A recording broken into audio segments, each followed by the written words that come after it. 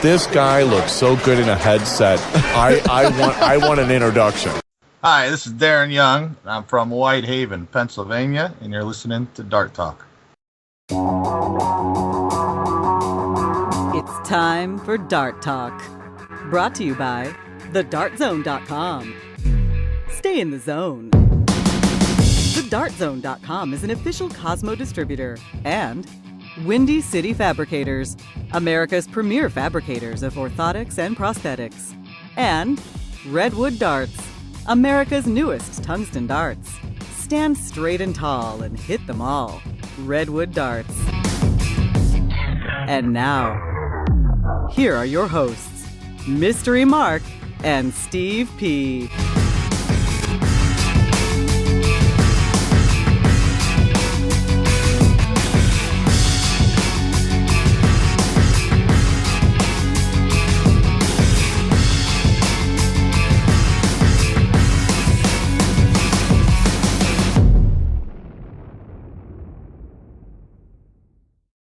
It is officially May Day. It is May Day. May 1st, 2012. Yeah. Welcome to Dart Talk.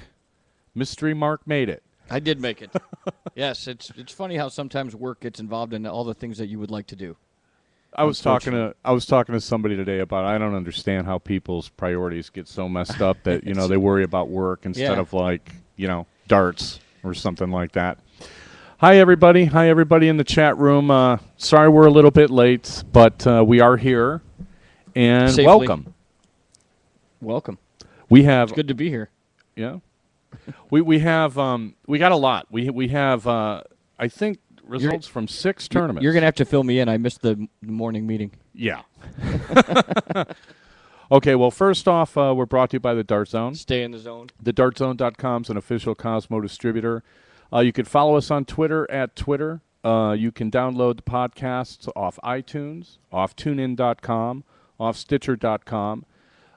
Subscribe to our YouTube thing. Sorry we didn't get the video up last week. I was going to ask you about that. What happened?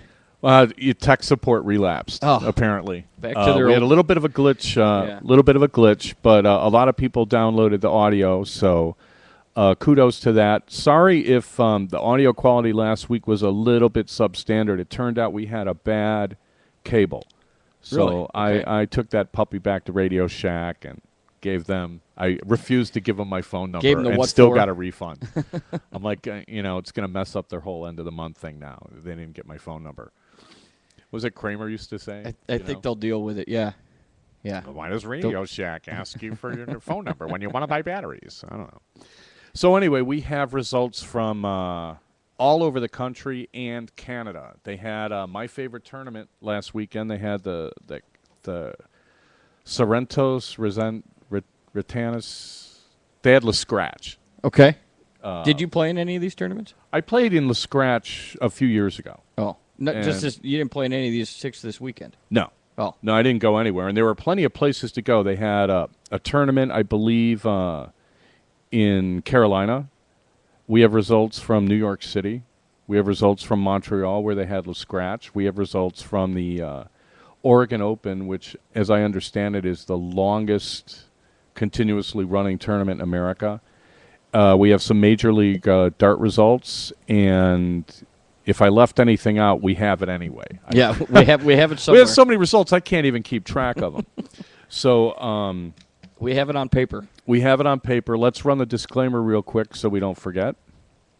The views and opinions expressed by guests on Dart Talk do not necessarily reflect the thoughts or opinions of the hosts, our sponsors, any official Dart sanctioning organization, and post hoc ergo propter hoc, any and all spelunkers, debunkers, raconteurs, roustabouts, technocrats, hepcats, cat ladies, Lady Gaga, the Four Seasons, the Three Stooges, the Academy of Motion Picture Arts and Sciences, hipsters, kibitzers, hellions, the fickle finger of fate, or Tom Waits. Any remarks resembling anyone living or dead is purely coincidental and in no way represent Mother Earth, Father Time, Aunt Marilyn, Uncle Fester, all organized religions, independent contractors, official friends of the show, the North America Professional Dart Alliance, the Undead, the Grateful Dead, or Sharon D. Butler.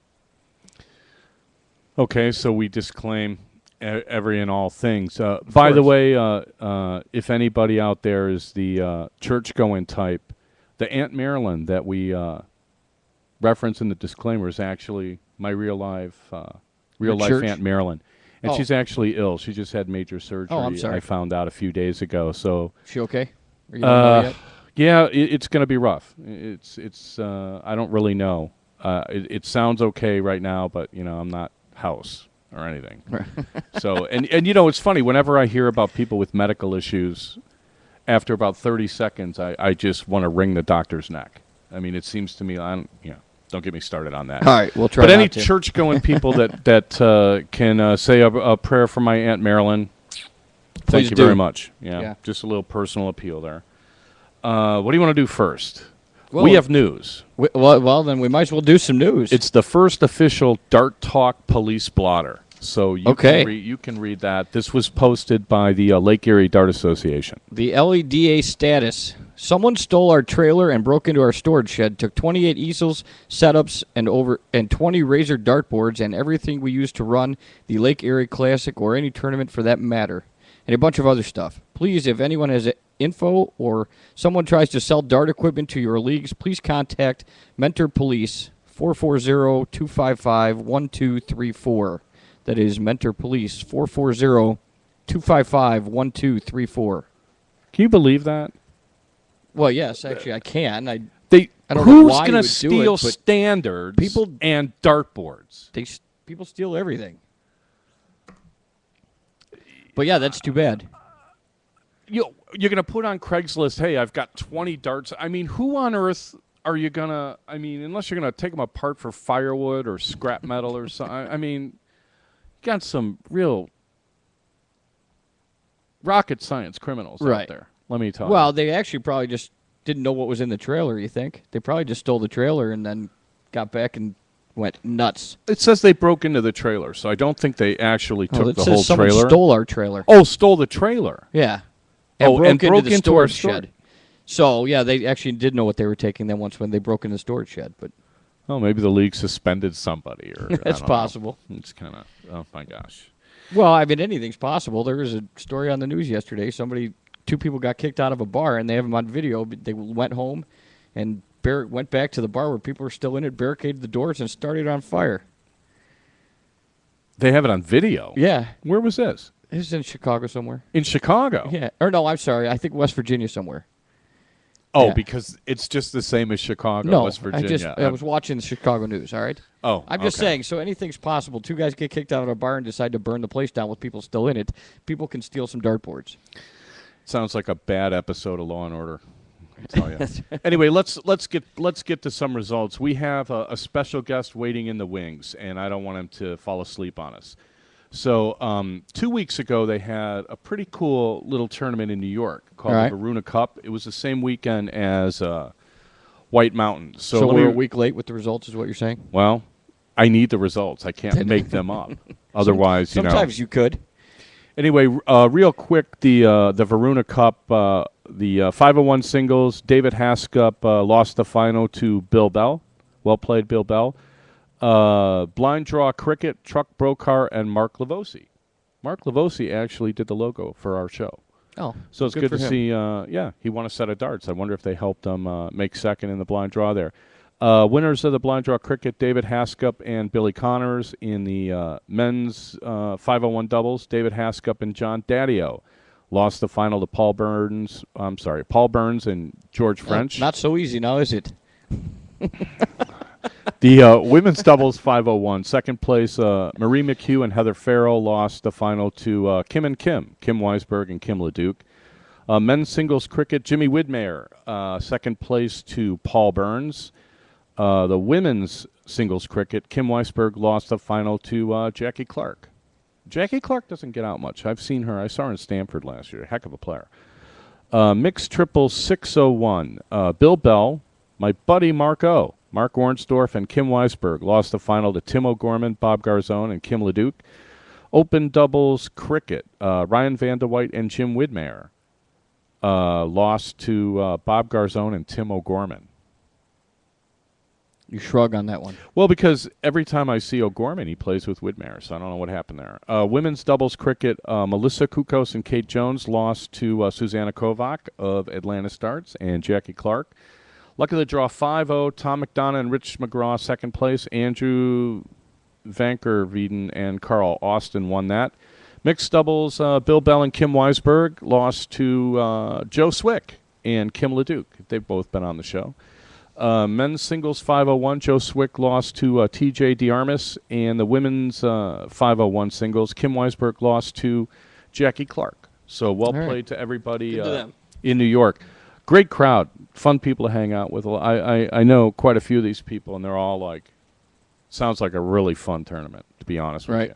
So that was a good one. They had a Major League Darts in 2 places. They had one in New York that I do not have full results for, but in the consolation, John Lagamba beat John Ronholm 3-2 in the final, and in the that's in the consolation final. And in the main draw final, Jimmy Widmeyer beat Jeff Steinberg 8-7 and earned a paid spot into a PDC North American event of his choice. So well played, Jimmy. Nice. And well played, Jeff. I haven't seen Jeff Steinberg in. It's funny, we're talking about Skratch. That's where I got to hang out with Jeff Steinberg. He's a fun guy, smart guy. Is he from Canada? Drinks Grand Marnier. Grand Marnier. No, he's from. I think he's from somewhere in the middle of Connecticut, something like that. Does he just drink it straight, or does he drink like a rusty nail? No, we were sitting in the sauna. He put it in some sort of plastic pouch or something. It was. Let me tell you, after you play all the darts we played in that round robin, because you had to play, I think, 35 legs of 5-0 plus the doubles and warming up and everything. I mean, that sauna really helped. I bet. A big believer in that. They also had a Major League Darts Heart of America Open in Shawnee, Kansas. The consolation final, Ryan Mooneyham beat Matt Tom 3-0. The top 4 was Lynn Barnes and John Ankeny. Second place, Mike Brewer lost the final 8-6 to Conley Litton. So well played to Conley. I wish we could get him on the show today because they're going to do the bull shoot thing on Saturday, and Conley's part of that team. Oh, really? Yeah. That's when the bull shooter is? No, the bull shoot, the world record thing. Oh, yeah. I'm sorry. Right. Yeah, we had Andrea Taylor on last week. That's this Saturday. That's right. That's this Saturday. Yep. And for everybody, watch it on Ustream. I mean, I'm going to play a tournament in Cleveland. If they don't have Wi-Fi, I'm gonna be very upset because I do want to see this, and I I've been thinking a lot about that whole deal. I'm about as jealous as a man because you're can interested be. in it. Oh, absolutely! I can't think of anything that'd be more fun, than doing that. We've got partial results from Fire on the Mountain. You want to do that one? No, keep going. You're doing fine. All right, men's cricket singles. Ralph McCool second place to Joe Cheney. Way to go, Chainsaw. Men's 501 singles. Robbie Phillips, Mr. Elbows, lost to Ralph McCool. So well played to everybody there. Men's 501 doubles, Robbie Phillips and Chuck Pankow, second place to Ralph McCool and John Steinhofer. Cricket doubles, Steve Hiltz and Brian Stamey, second place to Joe Cheney and Thomas Baugh. From what I hear, very high level of darts all weekend at Fire in the Mountain. Blind draw winner was Tim Mazzetti and Robbie Phillips. Ladies cricket singles, a special shout out to Jody Amos Comet, made top 4 to the eventual winner Sandy Hudson. Women's 501 singles was won by Amy Tucker. Women's cricket doubles, Emily Rose Quayle and Rhonda Larimore, second place to Sandy Haas and Lisa Ayers. Ladies doubles 501, Julie Shepley and Jackie Quayle, second place to Sandy Hudson and Amy Tucker. Mixed doubles cricket, Jeff Turner and Amy Tucker, second place to Joe Cheney and his fiancee Sandy. I believe that's Sandy Haas. Mixed doubles 501. Missing a page. Uh-oh. I don't have it. Ryan Barnett and Sherry Barnett won that one, and I thought I had it somewhere. Okay, well, they beat somebody in the final. I'm pretty sure they didn't get. Can I go back and ask a question? Yes. Did you say Mr. Elbows? Mr. Elbow? For Ronnie Phillips? Robbie Phillips. Why? He's the guy with the sharp elbows. Okay. All right. Remember I told you? We talked about that a while ago. Yeah, That's the guy with the sharp elbows? Yeah. All right. I was just curious. And he's actually thin enough where if you could throw him like a javelin and you were accurate, you could actually shoot him like a three-pointer. We love Robbie. Just kidding, Robbie. Yeah, my favorite tournament, Skratch. Right. It's a round robin on Saturday, and then they break the field in half. Big money knockout on Sunday, and then smaller money knockout on Sunday, and then they also have a women's event. You haven't been there in a couple years? Oh, I've only been there once, and I lost to Darren Young in the final. It was the first time they had an All-American final. So, and I don't think Darren's lost since then. I think he's been winning every year. So the Friday night blind draw, the consolation top 4: Rhonda Maidment and Dorema Smith, Brian Dewar and Troy Reynolds. I don't know if that's a typo or not. Second place, Jeff Bautier and Marilyn Carley. The winner, Darren Young and Michelle Bastien. That was in the consolation bracket. In the main round, top 4, Ross Snook and Sylvan Guerin, Sebastian Gagnon and Glenn McKenzie. Second place, Dave Freilich and Nancy St. Croix. Winner, Dave Cameron and Nick Holmes. The women's doubles on Saturday, top 4, Nancy St. Croix and Trish Gresick. Marilyn Carley and Rhonda Maidment. Second place to Natalie Collin and France St. Germain. To the winners, that was Robin Curry and Callie West. In the men's side, in the doubles, Paul Balduke and Martin Tremblay, Jason Barlow and Paul Addison. Top 4. Going to play with Jason this weekend in Cleveland. Second place, Sebastian Gagnon and Jerry Convery. I'm sorry that you have to go to Cleveland. Oh, I like Cleveland. Cleveland's all right. And winners, Darren Young and Jerry Hall. Darren's having a good weekend there. Apparently. Okay, in the singles on Sunday, consolation for the women, Lynn Duff and Sherilyn Vergelen. Sharon. Top 4. I said Sharon. You said Sherilyn. Did I? Yeah. Sorry, Sharon. Second place, Sue Little. First place, Rhonda. You're enjoying this. First place, Rhonda Maidment. Okay. Men's consolation side, top 4, Christian Bertiome and Stanley Snow. Elaine Gringras. Second place to Christian Brisson. I assume it's Brisson. Okay. And the women's top 4 in the championship bracket, Robin Curry and Doris Tanguay. Second place, Trish Gresick. Well played, Trish. To the winner, Callie West. Congratulations. So Callie West, the women's champion at the Katerine. I can't say it. I just call it the Skratch. They actually have a real name. It's like the Retsinus Memorial Tournament or something. And in the men's championship bracket, top 4, Paul Balduke and Martin Tremblay. Second place, Ross Snook to the champion. Of course.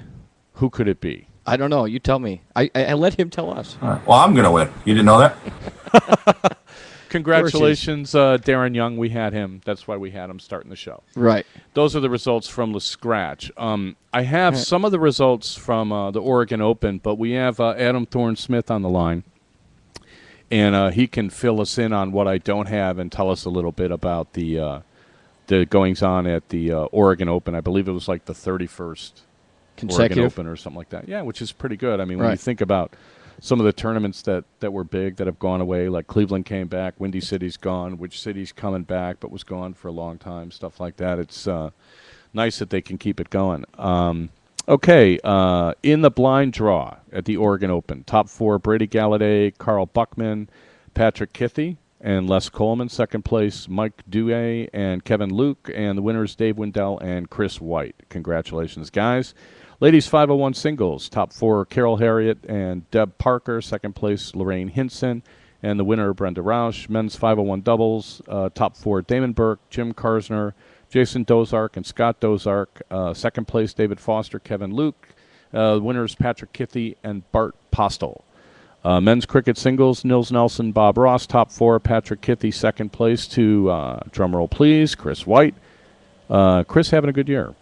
Ladies cricket doubles, top 4, Kathy Collins, Carol Lundberg, Megan Whitty, Melissa Sonsgaard. Second place, Deb Parker, Lisa Brown. Winners, Brenda Rausch and Carol Harriet. In the mixed doubles, top 4, Bob Ross and Carol Harriet, Chris White and Tracy McCann. Second place, Todd Jordan and Deborah Stroud. And the winners were Patrick Kithy and Brenda Rausch. All right. So congratulations to them. Adam, are you there? Hey, what's going on, Steve and Mark? Hi. How's it going? Hi, it's going good except for my laryngitis. Yeah, you sound about the way I sounded a few days ago. For the people listening, we have Adam Thorn Smith with us to tell us a little bit more about the Oregon Open. Just a reminder, we're brought to you by the Dart Zone. Stay in the zone. TheDartZone.com is an official Cosmo distributor. Also, thanks to Redwood Darts and Windy City Fabricators. So, Adam, you got anything for Sunday for the results? I do. I reached back into my very tired memory banks, and here's what I got. So I believe women's 501 doubles on Sunday. Runners up were Heather Anderson and Sean Halbrook. And the winners were Brenda Roush and Carol Harriet. Again, Brenda swept the weekend almost every event she played.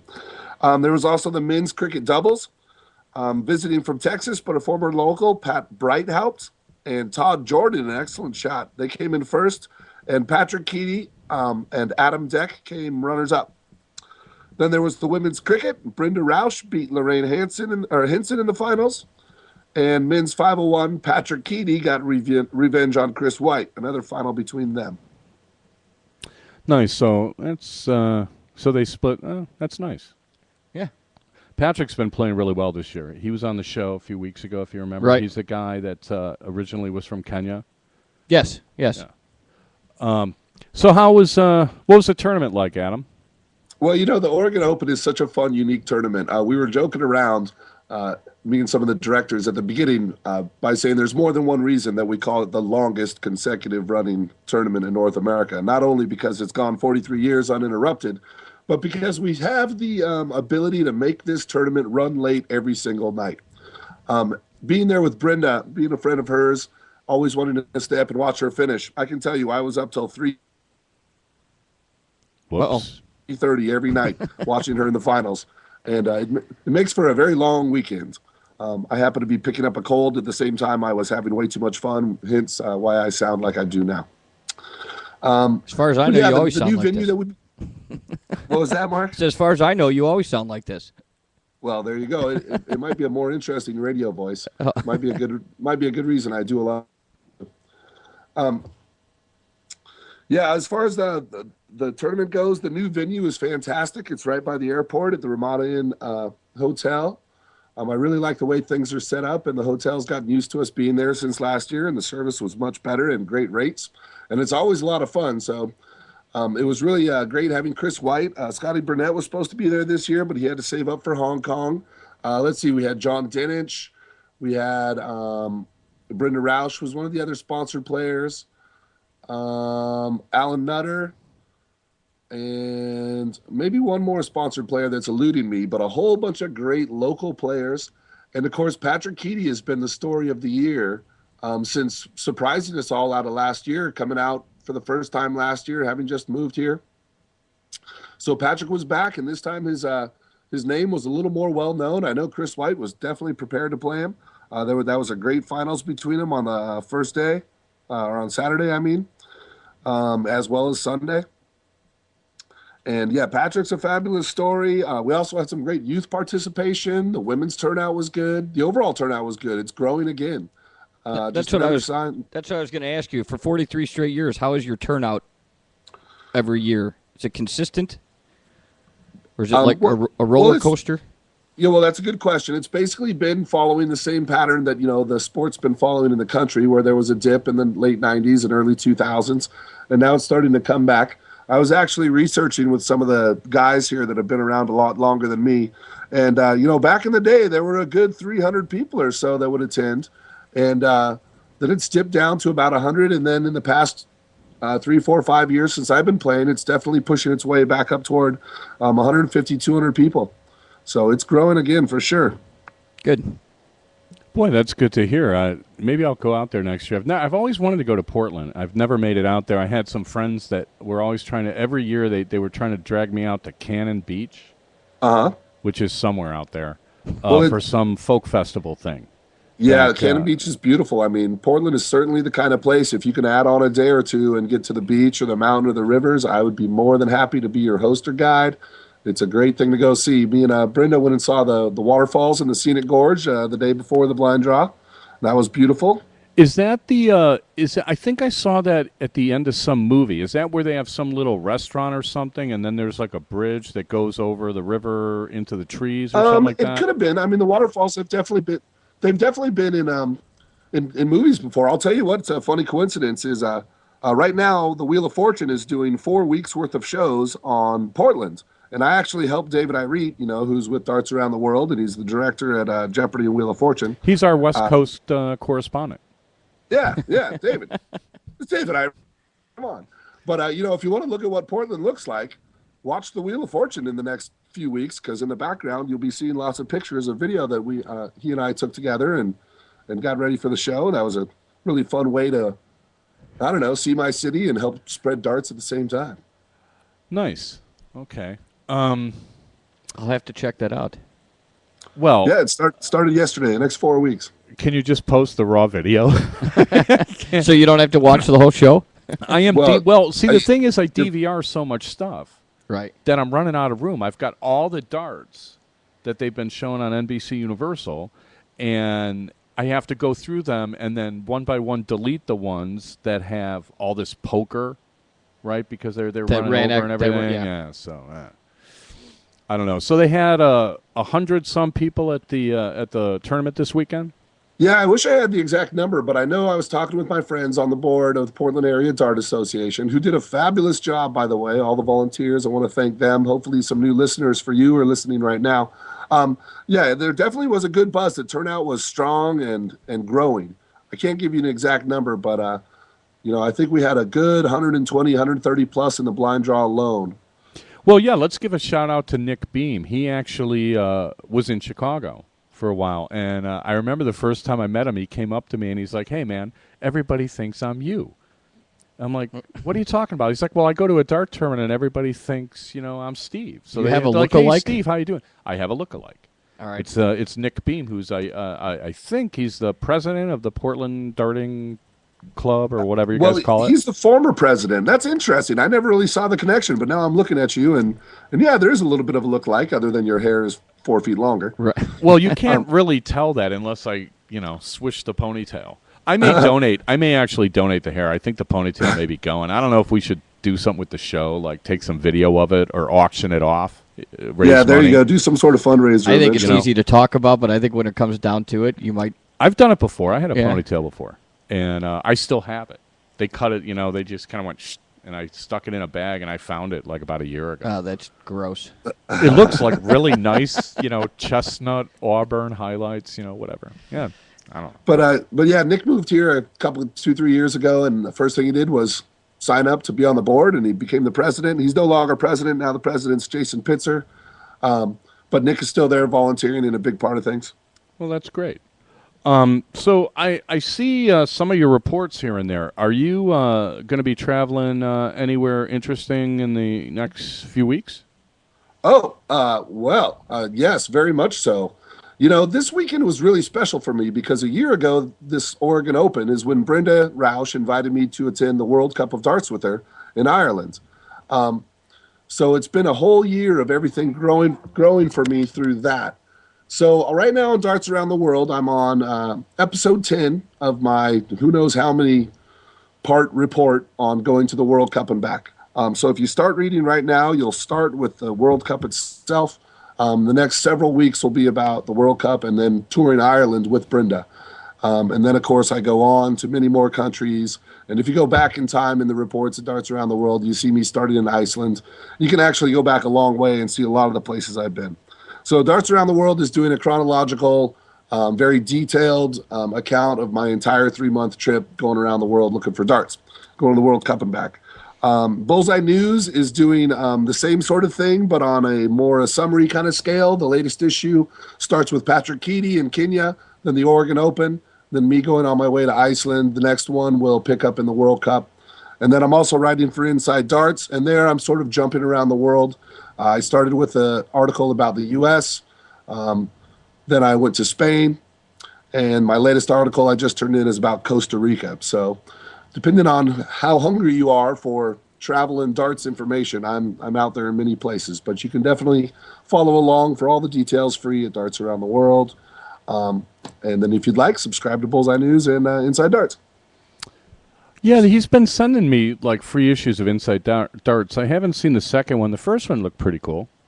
I mean, it's... you haven't shown it to me. I did show it to you. Because it's electronic, so it was like, not really your cup of tea. That's but, right. Well, that sounds awesome. Yeah, it's a pretty great magazine. I'm definitely, among the lesser-known people that are contributing. I mean, Russ Bray's a writer, Colin Lloyd's a writer, Crispy Brown, one of the top, UK bloggers, and of course it's UK based. So you have a much bigger readership for that magazine and a much more UK in tune sort of feel, as well as a global feel. Nice. Okay, well, we're on the half, so we're going to take a break here. You want to check back? You're not going to Texas for that bullathon thing, are you? No, but I actually got my voice in on it. It's kind of ironic to say right now. I wrote a little blurb about charity for Eric and the event, and I'm really supporting it big time, and I'm looking forward to watching from a distance. Yeah, I can't wait to see that. Thanks for stopping in, Adam. I hope you can stop in again sometime soon. My pleasure, guys. Keep up the good work. Thanks, Adam. Yeah, safe travels. All right, I'll talk to you soon. Okay, we're gonna run a couple of commercials. We'll be right back. How old is Wrigley anyway? Do you even have electricity? It's powered by tradition, my friend. Something you wouldn't know about at Mobile Phone Park. Someone should trim those weeds on your outfield walls. It's called Ivy, as in Ivy League. Or bush, as in Bush League. The only cleaning up your cleanup hitters know about involves cleaning supplies. Is that your team ERA or your shoe size? Your infield has more holes than a Swiss cheese donut. The last Cub to throw a no-hitter was your pitching machine. Even our handsomely coiffed ex-governor wouldn't try to sell a White Sox seat. Last time your leadoff hitter got to second base was at his high school prom. You know, I've heard that for the White Sox, DH stands for don't have talent. Have talent is one word. Yes, it is. Do you realize your great-grandfather wasn't even born the last time the Cubs won a series?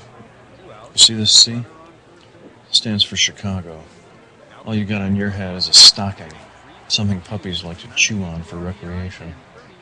Your logo is a cute little baby bear. I feel like I should give it to my daughter for her birthday. Cubs are the strong foundation from which grows a mighty beast. Wrigleyville isn't even real Chicago.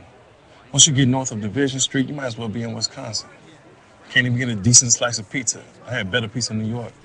That ends the rally for the inning. 3 hits, 1 run, no men left on base. After 8, we're still tied at 2. Sorry. More baseball after these.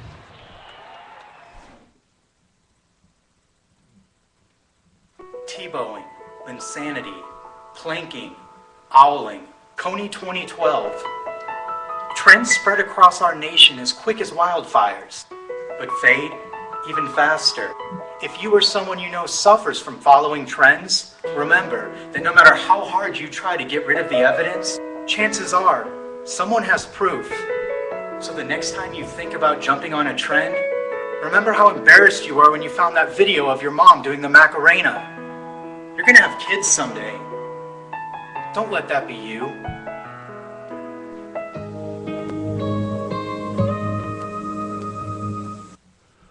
Okay, and we're back.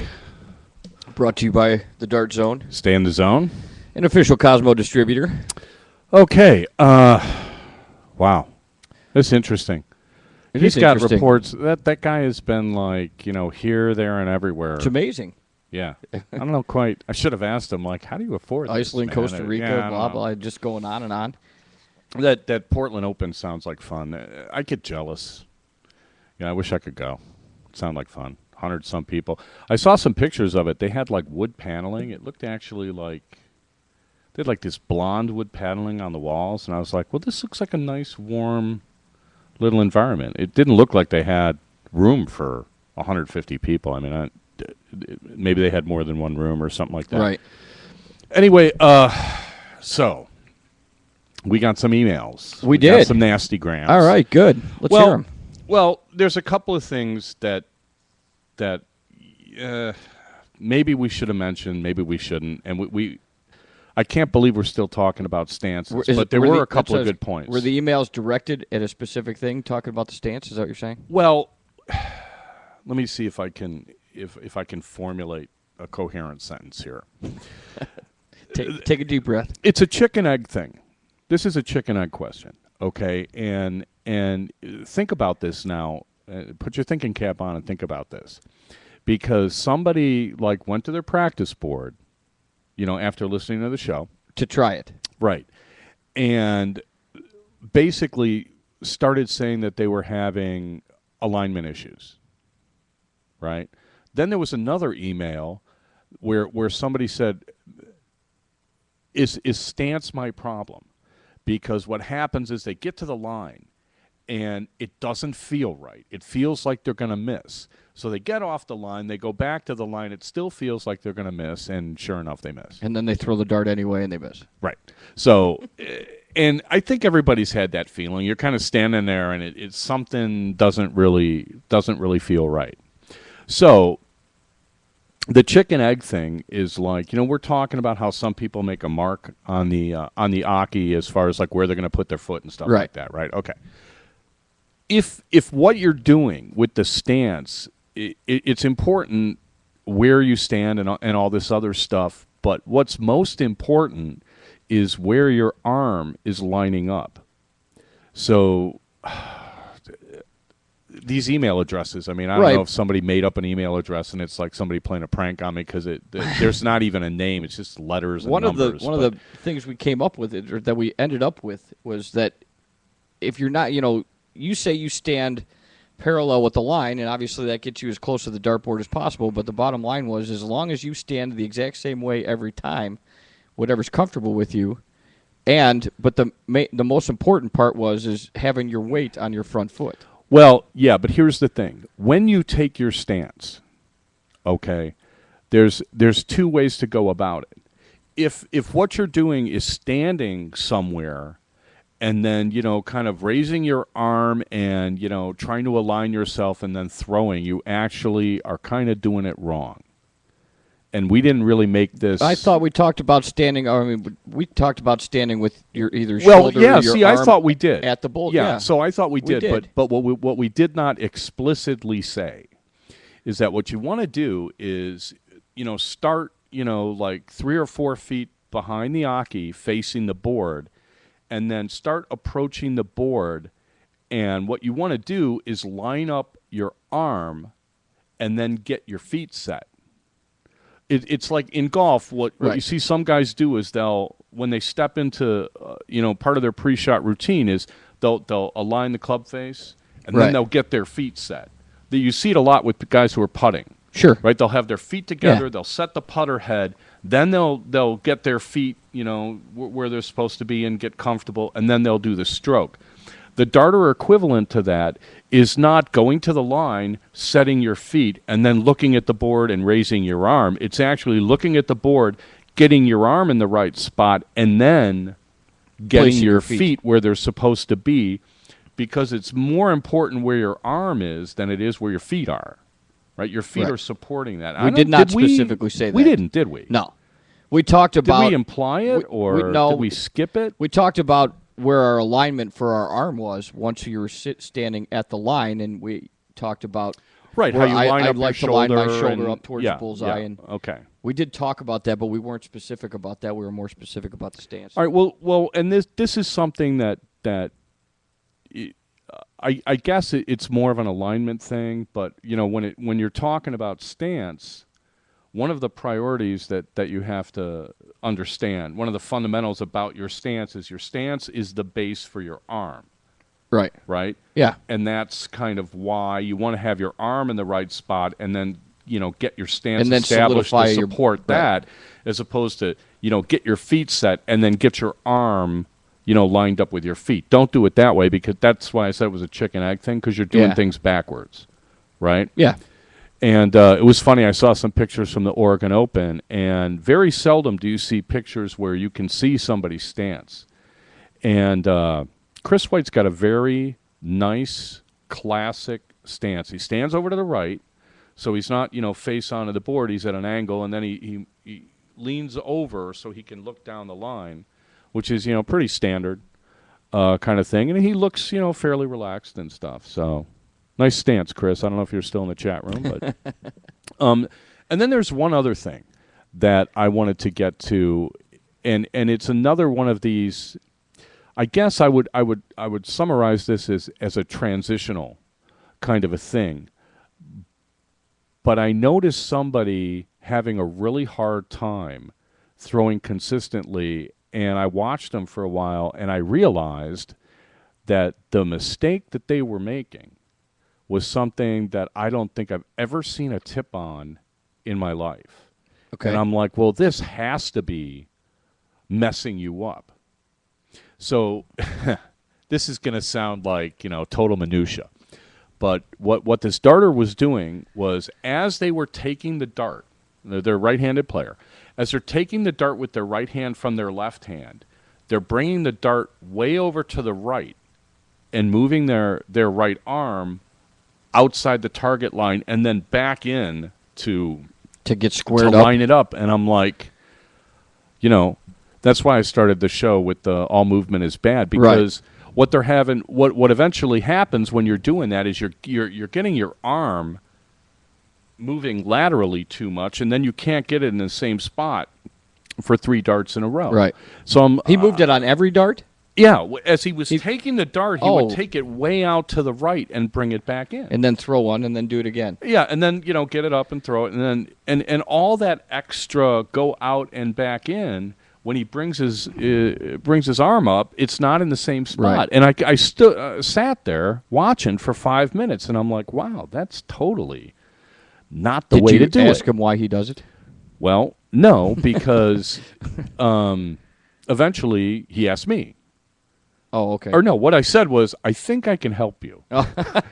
But we'll see. What happened was I noticed him doing it, and then I went home and I started going through all the DVR things that I have of that's on Universal Sports, Right. all the European 2011 European Championships, and I watched very carefully the arm position of these players in between throwing as they're getting their first or getting their second dart out of their hand and getting up there. And it's amazing, if you look at their upper arm, it's almost like their upper arm doesn't move at all except up and down. There's no lateral swinging to get your dart and stuff. You kind of just bend your arm this way and then bring it back up. Well, this is where you really need the video. Right. And then so your arm is constantly just going up and down, and there's none of this. Right. And then even when they bring it down, their elbow stays the same, and they just turn and grab it. Right. So if you watch them on TV, and they're probably going to be on TV tonight, and maybe you guys can check this out, and you'll see what I mean.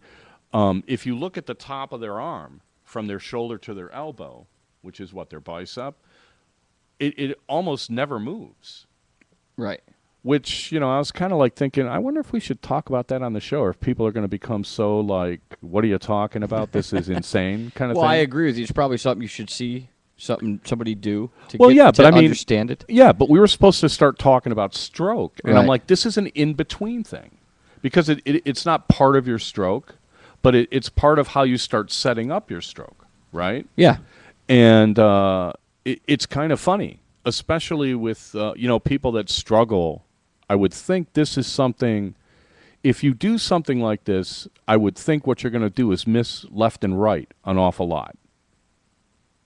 I would think so too. Right? Well, sure. Because your target line is always moving gonna laterally change. all the time, and you're not bringing it into the same spot every time. And then you're going to overcompensate because your elbow's not going to be in the same spot. You can feel it when you throw. Right. And all of a sudden, then you get a floater or whatever. Yeah, so this is something... Do you think that the Europeans are cognizant of the fact of picking their dart out of their hand, or do you just think that it's just so ingrained in them when they throw the dart that they just know where their arm is going to be? You know what I mean? Do you really think it's something they practice? I don't think that this is something that any of them really give a lot of thought to. I think what happens is when you've been doing something for thousands and thousands of hours, I mean, you work it out. Right. But especially for recreational players that don't have thousands of hours, if they're only going to get 20 minutes before a league match or something, if you pay attention to something like this, I think it has to help you. It has to help you be more consistent, I would think. Right. I mean, and I think I've actually been guilty of this lately. It's weird. I mean, little things can creep into your stroke, and then you're not aware of it, and all of a sudden, you're not playing as well as you think you should, and you're like, well, what just happened? Why is this happening? Yeah. And it's little things like this, I think, are the things that start creeping in. Well, and then but you never think of the little things. You try and fix a big thing, and then now you're fixing something that you didn't need to fix, and now you're in a lot of trouble. Yeah. It's kind of like when I play darts with you. Well, and that's something about. Every time I play darts with you, I walk home and I can't throw for 2 days.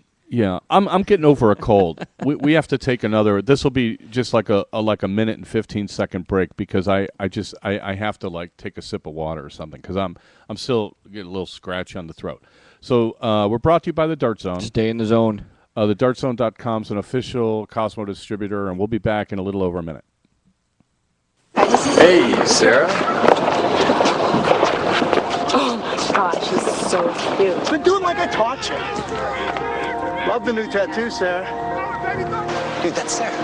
The girl in the pink shirt. That's the girl I was telling you about. Theater 2 on your left. Hey, Sarah. What color underwear today? Hey, Sarah. So when are you going to post something new? Anything you post online, anyone can see. So think before you post. Why can't guys just ask us out? They have to pretend like it's a coincidence that we both want to see a movie. Or say, let's just go hang out. Of course I'm going to say yes to that. I want to go hang out with a friend. But it gets weird when that friend tries to kiss me.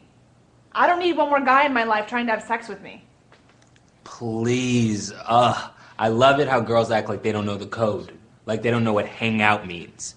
You agree to go to the movies with me. I show up bearing flowers. I pay for the movie. And the second I go in for a kiss, it's all, oh, we're just friends, right? Yeah. I asked you out because I need one more girl in my life who won't have sex with me. Grow some balls. Stupid. Okay, and we're back for the last stretch of the show. The home stretch. Brought to you by the Dart Zone, Windy City Stay in the Fabricators. Yeah, the DartZone.com is an official Cosmo distributor. Also, Redwood Darts. Okay. How are your darts coming along? How are my darts coming along? I was sick last week. Really? Yeah, I literally, I think I slept for almost 24 hours.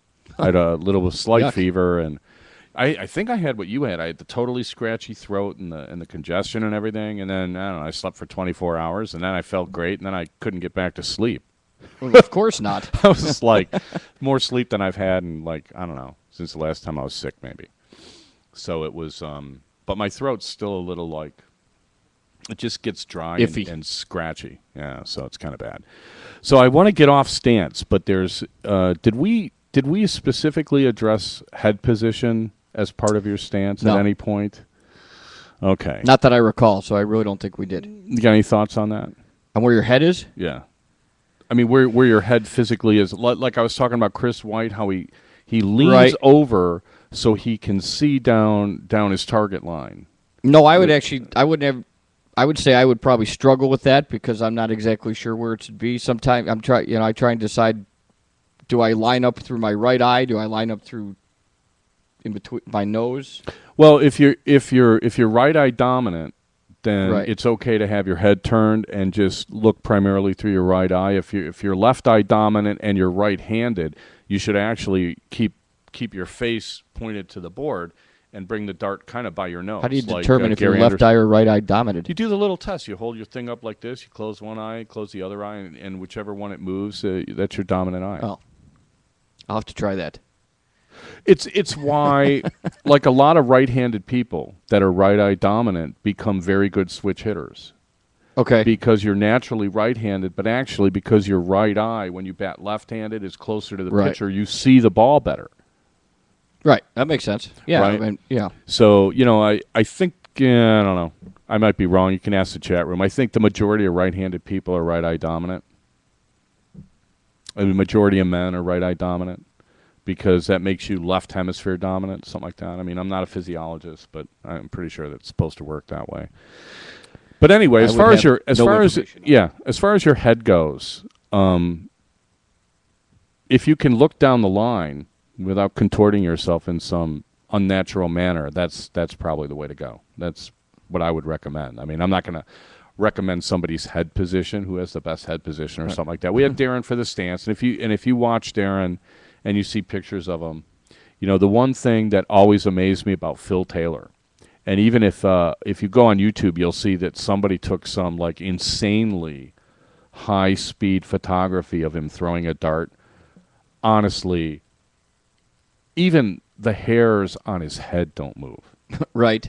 I mean, that is how absolutely stock still the guy stands, even though throughout the whole throw. Even though he's got like full extension on his follow-through and everything like that. Not, I mean, literally, not even like a little, I mean, he doesn't have long hair or anything, but if you compare him to any other player, his head is so absolutely still, and it's not like he's straining to keep it still. I mean, that's why we said we can't use Phil Taylor for anything. I mean, if you look at how totally and utterly stable he is, and he does stand sideways and everything, but it's really amazing. Of all the things he does, all the ton 80s and perfect games and everything, I think it stems more from that than anything else. Sure. So it's kind of like you tell golfers, keep your head down or keep your head still. I mean, if there's one thing for the recreational players, if there's one thing that they could work on, I would say do that. Don't move your head. If you don't move your head, you can't lunge. Correct. And it's funny, people, their heads move and they don't realize it. And I don't see how that's possible. I don't know what they're looking at, because when your head moves, whatever you see in your eyes, you're right. Plus, move. since it is still a game of hand-eye coordination, if you move your head, you're losing your hand-eye coordination. Right. You're just going to tweak it just a little bit. Yeah. So I mean, I don't know, we've been talking about stance for 88 minutes now. And, if you boil it down to don't move your head, will that fix pretty much everything? It'll definitely help. It has to help. Right. Then, you wouldn't have to worry about your stance as much. Yeah, we're going to have to start talking about stroke. And it was funny because, I asked a few people, well, who's got the best stroke you've ever seen? And 80% of them, because I asked 5 people. So 4 out of 5 people said that I did. And I'm like, well, you don't get around enough. Right. But it's funny. Either that or they just thought they were trying to kiss up to you. Well, there's no need to be kissing up to Steve, let me tell you. The funny thing, though, is that if you're going to describe to people and you say, well, who's got the best stroke? I mean, there are so many components. How do you break that down? So what I came up with was, let's say you walk into a dart hall. Let's say you go to a tournament. So you have to picture yourself actually going to a tournament. I've been to one before in my life. I know. So I can actually picture that. I know. But if you go to a tournament and you're just kind of standing around watching everybody throw, is there one person that you see that catches your eye and immediately you're like, wow, is that guy good? Look at that. I mean, there's like an aesthetic sort of thing where you look and you're like, wow. I guess so. I mean, I guess I didn't pay that much attention. My wow would be more watching actually where the darts end up in the board, not watching the actual throw. And since, well, sure, all the good players put a lot of darts into the trip 20s. Yeah, like Gordon Dixon always. Gordon's a funny guy, and he has it. I believe his philosophy is at some point, certain players they just get unconscious and they can't miss. So he's always like, well, and then he was starting to throw trip 20s from behind his back and something like that, and that's his sense of humor, and it's pretty funny. But there are guys I've seen where I walk into a dart hall and I'm not playing yet. I'm just kind of wandering around. Usually it comes from looking for an open board. Because, if you walk into the dart hall and you get there late, all the boards are taken. And so as you're looking for a free board, you start to see all the people playing. And every now and then I will see somebody and I'll be like, man, look at that guy. Right? And I remember there was a guy in Chicago that I felt that way. There was a guy in Chicago, and I haven't seen him play in years, and I don't think he plays anymore. But I remember watching him thinking, how does this guy ever miss? Because at the line, he looked absolutely perfect. He looked like this is the way you should play. This is how everybody should play. That's how smooth he looked. And then I would beat him, and I'd be like, I don't know how that just happened. and maybe he was moving his head. Well, I don't know. I mean, it could have been, usually it's a setup issue. Usually it's an alignment issue. Right. When you miss and you're experienced, and you're good and stuff. So, I don't know. So that when we start talking about who has the best stroke, we're not going to basically say it's whoever throws the best, because there are people that do unorthodox things that because they've been doing it for 20, 25 years, right. it works for them. Yeah. Like Dieter Schutz is a fantastic player, but I don't know anybody that would say Dieter has the stroke everyone should emulate. I mean, Dieter has a stroke that's evolved for him that works and works really well, but I don't think it would translate to anybody else. Kind of like your grip? Yeah, exactly. Like, I wouldn't recommend my grip to anybody. Right. Although I was talking to a guy last week. He's like, well, your grip is kind of like this guy and this guy. I'm like, really? How'd they get it so wrong? Where'd they go so wrong? Right. Nice. So, yeah, we have to get off stance, because I cannot analyze stance. So what is anymore. after stance? Well, we have to start talking about, I thought we were going to start talking about stroke. Okay. Who has the best stroke? And now there are components to the stroke that we can kind of we can talk about. Right. And what did I have? There's one of the things that I think especially is visible is somebody's tempo. And I don't know if we talked about this last week. We talked about it offline. Tempo is the pause, the length of the pause between the back and the forward stroke. Right.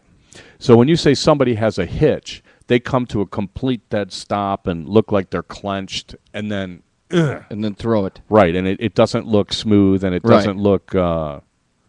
It's got it's got to be like a split second that you almost don't recognize. Well, yeah, that change of direction. I mean, if you look at somebody who has like tremendous arm speed, you can't really see it, but obviously there's a point where you stop moving backward and start moving forward, unless you have no backswing at all.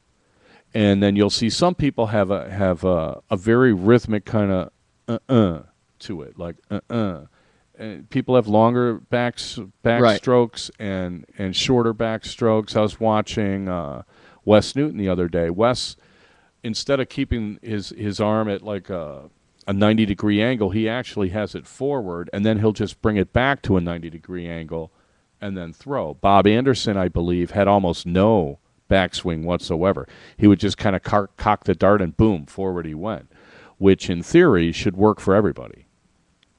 No backswing, there's less that can go wrong. Less movement. Right? We were playing, we were goofing around, was it last week or the week before, and I'm like, hey, let me show you how the Dutch throw. Right, yeah. And I threw 3 darts as hard and as fast as I could, and I threw like 4 bowls. Right. Right? It's a great drill, and I don't know if this is beside the point or not. It's a really great drill for me to tell me if my backswing is in the right slot to throw as fast as I can. And then all I do is I focus on the, where my arm is as I'm coming back. How do you determine how far your own personal backswing should be, though? Well, you determine it by the rhythm and the tempo of your stroke, right? If it's too long, you'll hit yourself with the dart. Right. So you don't want that. Right. I mean, that's really... why a lot of darters actually go to the side of their head. Well, and that's what I say. It's like, when I say somebody throws like an American, what I mean is they bring the dart past their eye to the side of their head, which I think is absolutely ridiculous. Yeah, if you're gonna build the perfect darter, you're not gonna do that. You're gonna keep the dart in front of you so you can sight. Right, so you can see it the whole time. Yeah. Yeah. So not that you're going to stare at your dart in your hand the whole time you're throwing, but it has to be the best way to do it. Because otherwise, if you're bringing it back here, it's completely and utterly muscle memory, hand-eye coordination, and it's the equivalent of shooting from the hip as opposed to taking a rifle and sighting down the barrel and looking down the sight. So why would you teach anybody to do that? It's almost like a trick shot. But Americans do it so often. And what the reason it is because their head, they don't lean over to look down the line, so it's easy for them to just bring it all the way back, and then as long as you're extending all the way, I guess that works. I mean, my opinion is your backswing should be as short as possible, but you still have to get the darts to the board and with the proper pace on them. That's always the way I look at it. So so tempo is important, and the length of your backswing. I hate talking about golf, but when you talk about putt, well, because a dart stroke is a lot like a putting stroke. Right. If you can't really compare a golf swing to a dart stroke because there's way too much going on. But a simple putting stroke is very much like a dart stroke. It's a simple movement, and you would think it wouldn't be that difficult. It's straight forward and straight back. Right. Or the other way around. Exactly. Well, there's pendulum putters who try to bring the putter head back as far as they're going to bring it forward, and that's how they adjust their speed. Right. Right. If you'll take it back further for a long putt, and you'll take it back shorter for a short putt, and then it's very metronomic. And if you bring it back 8 inches, you take it forward 8 inches. And if you have to hit it harder, you bring it back 12 inches and take it forward 12 inches. And as long as you're centered, you're fine. When I think of really good dart strokes, that's part of it. As I look at the tempo of a guy, it doesn't really matter. Some people are kind of finesse players and some are not. What's a finesse player? I mean, a finesse player is somebody who uses or throws with less arm speed. Right. Right? You look at somebody like Jimmy Widmer, who you probably haven't seen play. I have not. I mean, he's been in Chicago. I mean, he throws his darts so hard that the barrel almost touches the board. Right. And he doesn't use the new points or anything like that. I mean, and he throws about as hard as a guy can throw. Scotty Williston's another guy. He throws as about as hard as anybody. He's not trying. He's not straining to throw really hard, but that's the equivalent. And then, I think it was was it Larry Butler said that I throw hard and that I throw with a lot of authority and stuff like that. I'm kind of like, I don't really feel like I do. But I think if you throw pretty hard. Do you really? Yeah. Yeah, I don't know. I don't feel like I'm throwing hard. I mean, I tried to throw hard when I threw like a Dutch guy. Well, but regardless, you couldn't even see the darts in the air. When I mean, you it was just bang, when you bang, reverted bang. back to how you normally throw. Well, yeah. I mean, my stroke is relatively metronomic. I bring it back pretty far, but I do keep it in front of me, and I just I make sure that my follow through is complete. Right. Right. I want you when it comes to follow throughs, if you're not getting full extension, I think all sorts of things can go wrong. It's one of those things where one of the tips I first heard from Phil Taylor was throw as hard as you can. And I thought about that literally for about a year and a half because I couldn't understand the logic. Well, the logic is if you always throw as hard as you can, then you're never going to yip one. Right. And then I don't want to talk about yips because obviously some people misuse the term. But the difference is throw as hard as you can, not throw as hard as if you've seen a guy throw a dart. Well, yeah. That's other people might take that as they think they have to whip the dart to the board as hard as possible, when in effect, you physically can't get as much steam on the dart I can't as you do. You know what I mean? Well, so I throw as hard as I can. You throw as hard as you can. Obviously, your velocity is probably going to be a little different. Well, I think the reason that my velocity is different is because I have a longer follow through than you do, and a cleaner release. Right. And it's the combination of those two things that translate your arm speed into. Right. Well, plus you're probably by the time you release a dart, you're probably 4 inches closer to a dartboard than I am, which means it's going to look faster. One would think. Kind of like pitching a baseball. I don't know. Well, yeah, I mean, I don't know about that. Maybe it would look that way. I mean, I go by the sound of my dart hitting a board, and I can tell by the sound that it was a nice, clean release. Sometimes they'll go in the board straight, but I'll know I fudged it. I held on a little too long or did some other, messed up thing, and I didn't let go of it right. But I'll tell you this. I'll tell you about this 1 ton 80 I remember, and I've thrown, more than 1 ton 80 in my life.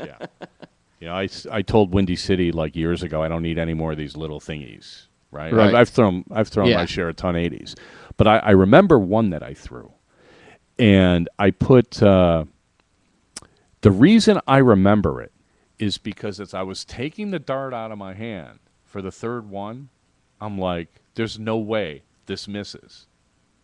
And it didn't. I had like pretty much the whole left corner, and I parked it right in there. And I was like, everything just felt so perfect. The way the dart went into my hand, the way it felt coming up, the way I took it in my grip, and just the ease with which I threw it. Right. Which is what I'm getting at here. You're talking about throwing hard. You cannot feel like you're throwing hard.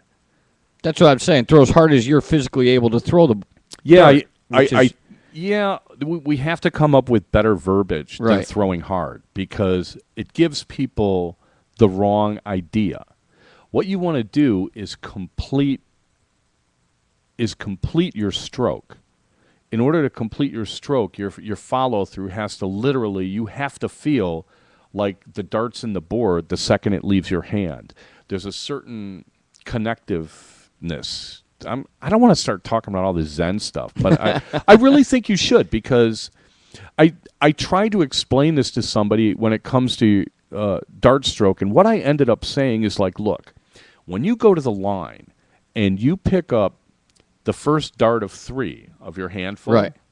that is when your turn is beginning, and you're not done until the third dart has left your hand. And it in a way, it's a choreographed movement of all 3 darts that people don't really get. What people, they have a dart in their hand, and I need to hit this, and then they hit that, and then they grab another one, and I need a dart in my hand, and I need to hit this, and then they...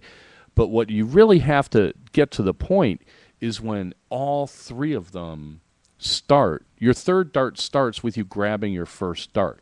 It's a movement that has, 3 parts, because Sure. you have 3 darts, but it's all connected into one thing. Does that sound as off the wall as... Not really, because you're bringing it back into what you're talking about the Europeans by being so kind of robotic that they're doing the same thing every time. So you're talking about doing the same thing every time. Well, because right? How can I explain this? Do you not want to do the same? Do you not want to do the same thing every time with all 3 of your darts? Other than Well, it depends. maybe You aim might at want to throw it like... maybe aim at a different number. Oh, which, by the way, if Darren Young is listening, Phil Taylor was on. I was watching Phil Taylor take out a 101, and he went fat 19, double bull, trip 16, or double 16. He missed the double 16, and then the guy he was playing was on 102, and he went fat 20, double bull, double 16. So that's back on the 2 double guys bull. in a row on 82 with 2 darts in their hand went for the double bull, Mr. Young. All right. Well, I'm going to win. You didn't know that? Anyway, so okay, we're going over. So I'll bit. try to wrap this up, and we'll have to get to it next week. But here's some food for thought for everybody who's still in the chat room, still listening to the podcast, what have you. Think of a round. You're going to go to the line. You got 3 darts in your hand. As a choreographed movement, if you watch Dancing with the Stars, or you watch ice skating, or you watch the floor exercise in gymnastics, every single movement is coordinated, and each movement is choreographed to match the preceding movement. Right. That's what got me on this thing about how you transfer the darts and where your arm goes and how you're getting it out of the slot and stuff like that. All 3 darts have to be coordinated together. So your third dart actually starts with your first dart. Okay. I mean, it makes sense to me. Do you see what I'm saying? Yeah, I do. So But like, I mean, you also you wanted to be not a point where you don't even have to think about the dart's always going to be in your fingers at the same spot every time you grab it. which it usually is anyway. Right. Anybody that's played a lot has a certain amount of muscle memory and Right. And physical everything is consistency to their game. consistently the same. This is a weird mental physical thing. Like, let's say you're playing cricket, because we got Because you soft love tip- cricket. We have soft tip players, and soft tip players end up playing a lot of cricket. Right. And let's say you're standing, your opponent just is going to retrieve his darts, and you're thinking you want to sweep the board. Right? You want to throw a white horse. Your white horse kind of begins with the first dart, and people can email, tell me if you agree or disagree, but think of the white horses that you've thrown, and how you went trip this, trip that, but the coordinated continuousness of hitting the first one, then hitting the second one, and then hitting the third one. It's all kind of together instead of separate. You see what I'm saying? I know what you're saying. I just don't know if anybody else has thought about it that way. Well, we'll see. We'll see if we hear anything about it. We're like at an hour at 10 minutes, so we should really thank our sponsors, thedartzone.com. Stay in the zone. Thedartzone.com is an official Cosmo distributor. Also, thanks to Windy City Fabricators for our lovely studio. Absolutely. And also Redwood Darts. We're going to have some big announcements coming up. Sweet. I can't wait. I don't know if we'll announce it next week or the week after, but I believe we're going to have some really big announcements coming up. Make sure I get to the morning meeting so I know what these announcements are before. Would be helpful. Yeah. And also we will try, I'm still going to be trying to get the video up on YouTube, so hopefully you guys should watch for that. You're going to get a kick out of that. What video? The video of the show. You're going to actually get it on YouTube? Yeah, you know why? Because, DirecTV has been like a plague since we put it, since they added it in our building. But now I can actually, the YouTube version of Dart Talk I can watch on my big screen plasma TV. Nice. I got a huge kick out of it and realized that I really need to shave before each and every show. And I don't know if we need to low def it because I do not have a face for television. Yeah. That's fairly obvious. I think we're both in that same boat. Yeah, I got a face for radio. Yeah. So we're definitely, you guys should subscribe to the YouTube channel. If you watch the video on YouTube, there's a little bit of there's a button I think above the picture that you're watching that says subscribe. Subscribe to the channel, and then you'll know when we put the stuff up. Right. All right. That would be helpful, And then you can still follow us on the Ustream channel, and then you'll know when we're broadcasting and stuff like that. So we'll have more changes in the works, but we should have some pretty big announcements. And then as a last thing, let's wish everybody at the Bullathon in Texas a lot of luck. Absolutely. I hope they set the record. That would be great. They're going to have to average more than 2 double bulls a minute, and it's not going to be easy. I think that shows like 2.3 a minute or something like that. When you think about it over 10 hours, that's a lot. Right. And I wish them luck, and I can't wait to watch it. I almost would rather not play in Cleveland and watch them do this for 10 hours than I would. But I promised Jay Barlow I'd play with him, and I'm looking forward to that. Unfortunately, it's during the Kentucky Derby for me, so... Maybe. Again, the race is a minute and a half long. It's not like the Indy 500 10 races. 8-hour it's a pregame. Full day. Oh my God! Come on, you're killing me. I'm telling you. Okay. I wish him the best of luck, but I will not be watching. Well, let's wish him luck anyway. Absolutely. And then everybody, safe travels if you're going to Cleveland or anywhere else this weekend. We will Dart Talk to you next week, next Tuesday night, 7:30 Central. So be there or be square, right? Absolutely. All right, everybody, take care. Thanks for listening.